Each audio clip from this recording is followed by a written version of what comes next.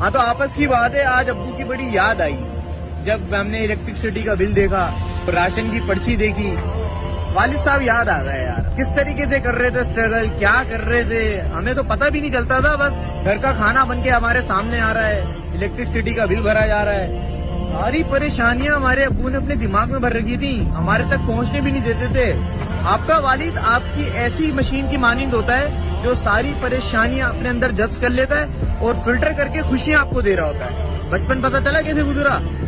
کھیلتے کودتے بھاگتے ہوئے آئے اور والد صاحب کو بولا 20 روپے دیجیے گا، 10 روپے دیے گا، انہوں نے نکال کے دے دیے، کبھی منع کرا نہیں بیٹا میرے پاس نہیں ہے۔ بھائی وہ 10 پریشانیاں بھی جھیل کرنا،